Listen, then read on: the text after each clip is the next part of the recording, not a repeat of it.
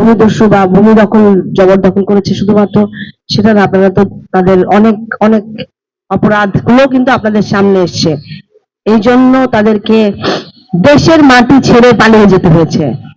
দেশের মাটি তাদের ভাগ্যে নাই, কিন্তু তাদের সবচেয়ে বড় শাস্তি, তারা দেশের মাটিতে এখন পা দিতে পারছে না। আপনি যার নাম নিলেন, হয়তো আমরা একত্রিত থাকলে, আমার জুলাই ভাইদের যে আত্মত্যাগ, আমার গুম হয়ে যাওয়া খুন হয়ে যাওয়া ভাইদের যে আত্মত্যাগ, আমরা সবাই একত্রিত থাকলে, ন্যায় বিচার আনলে, তারা এই দেশের মাটিতে আর পা দিতে পারবে না। আমরা আমাদের পক্ষ থেকে এটা সরকারি উদ্যোগে যেগুলো অবৈধভাবে আছে, সেই অবৈধ বেদখল বলেন সবকিছুতে আমরা আমাদের সরকারকে বলবো, প্রশাসনকে বলবো, অবশ্যই বলবো যে এইগুলোর প্রতি যেন তাদের অ্যাকশনটা নেয়, এবং সেইটার যথেষ্ট পরিমাণ রেজাল্ট যখন আমাদের সামনে আসবে, এই আমাদের এটাও একটা আন্দোলন আসলে, আমাদের আরাস্তা জারি রাখা, যে এই অবৈধ দখলদারিত্বগুলো দূর করা। যতক্ষণ না দূর হয়, আমরা সবাই একসাথে থাকবো। এবং আমি আশা করি ইনশাআল্লাহ গণতান্ত্রিক রাষ্ট্র ব্যবস্থায় আসলে, সরকার গঠন করলে, বাংলাদেশ জাতীয়তাবাদী দল, আমাদের চেয়ারম্যান জনাব, এখনকার চেয়ারম্যান জনাব তারেক রহমান, তার নেতৃত্বে আসলে বাংলাদেশ জাতীয়তাবাদী দল এলাকার মধ্যে এরকম কোন দখলদারিত্ব কখনোই তিনি এলাও করবেন না, এবং এইটার ক্ষেত্রে একদম পরিষ্কার নির্দেশনা দেয়া, গতানুগতিক রাজনীতি পরিস্থিতির বাইরে মানুষ হিসেবে, প্রাণী হিসেবে আমরা কি চিন্তা করি।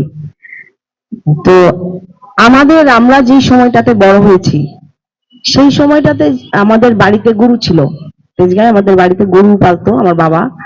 আমাদের বাড়িতে বিড়ালরা উঠানে হাঁটাহাঁটি করতো, বাড়ির ঘরের মধ্যে ঘোরাঘুরি করতো। আমার ভাইদের একটা কুকুর ছিল, সেন্ট্রি নাম ছিল। ওই সময়টাতে আমরা যে মহল্লা কালচারে বড় হয়েছি, তখন কিন্তু মানুষের পাশাপাশি এই সমস্ত প্রাণীদের মাঝখানেই আমরা বড় হয়েছি। আম্মা মুরগি পালতো। তো ওই মহল্লা কালচার আর এই পরিবর্তনটা এই সময়ের মধ্যে এসছে। বিগত যেই সময়টাতে যে আমার মনে হয় অপরিকল্পিত ভাবে আমরা নগরায়ন করেছি, যেখানে জায়গা নেই, মাঠ নেই, মানুষের দাঁড়ানোর জায়গা নেই, এবং রাস্তায় আমরা যে প্রাণীগুলো সাথে নিয়েই কিন্তু আমরা বড় হয়েছি, তাদের ভালোবেসে। দেখা যেত আমরা যখন ঘুমাচ্ছিলাম, আমার পাশে বড় বোনের বিড়ালটাও ছিল। তো আমাদের বাড়ি থেকে যখন প্রথম গরুগুলো, শেষ গরুটা আম্মাকে বিক্রি করে দিতে হয়, কারণ শহরের মধ্যে গরুর ঘরটা রাখতে দেওয়া হচ্ছিল না। সেদিন দাঁড়িয়ে অনেকক্ষণ কাঁদছিলাম যে চলে যাচ্ছে বাড়ি থেকে গরুটা, আমার বাবার স্মৃতি ছিল। এই আমরা যেভাবে বড় হয়েছি, যেই অবস্থায় বড় হয়েছি, বড় বড় মাঠের মধ্যে খেলে, সেই পরিস্থিতিতে প্রত্যেকটা বাড়ির মধ্যে, মানুষের মহল্লার মধ্যে যে হৃদ্যতা ছিল, যে আন্তরিকতা ছিল, সেই জায়গাটাতে আসলে আমার মনে হয়, আপনি যেটা বললেন যে একটা কুকুর আমার বাড়ির সামনে দিয়ে গেলে, বা একটা বিড়াল দেয়ালের উপরে বসে থাকলে তাকে খাওয়া দাওয়াটা আসলে অনেক বড় কোনো ব্যাপার না। এটা মানসিকতার দরকার আসলে। আমাদের মধ্যে কোন মানসিকতার আছে, এবং আমরা আসলে কি ফিল করছি, আমরা কি বুঝতে পারছি কিনা যে এখনকার কংক্রিটের শহরে এদের জন্য চলাফেরা বা এদের জন্য থাকাটা আসলেই কষ্টকর।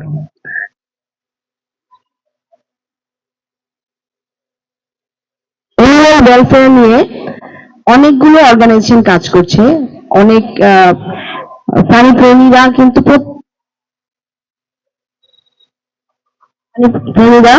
প্রত্যেক এলাকাতেই আছে, তাদের টিম ভিত্তিক।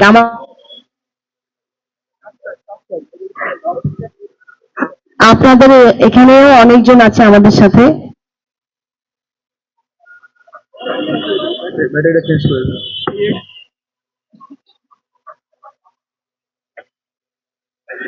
শোনা যায়?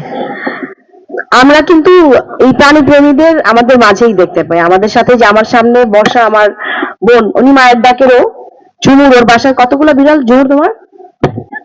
22টা ছিল, আপাতত মনে হয় 15টার মতো আছে। তো ওরা এদেরকে তত্ত্বাবধান করে, নিজ থেকেই করে সবাই।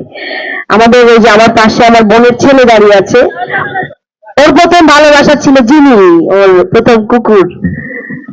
সবার জীবনে একটা করে এরকম ভালোবাসা থাকে। আমরা জানি প্রাণী প্রেমীদেরকে আসলে বানাতে হয় না।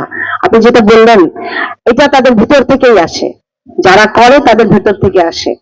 আমার ভাই যে গুম হয়ে গেছে, ওনার বড় মেয়ে রায়তার অনেক বিড়াল, পার্সিয়ান অনেকগুলো বিড়াল, সেগুলো কোলে নিয়ে এসে বসে থাকে। তো তাদের ভালোবাসাগুলা, যাদের আমার গরুর প্রতি খুব ভালোবাসা, কারণ আমি বড় হয়েছি তো গোয়াল ঘরের পাশে, এই কারণে।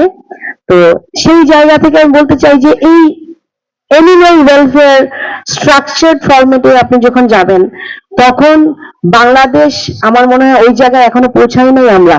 কিন্তু আমরা যেইটা করতে পারি, আমরা যাদেরকে চিনি, আমার পাড়ায়, আমার মহল্লায়, আমার পরিবারে, তাদেরকে তাদের মতো কাজ করতে দেই। তাদেরকে, তারা যেন স্বাধীনভাবে সেই কাজটা করতে পারে।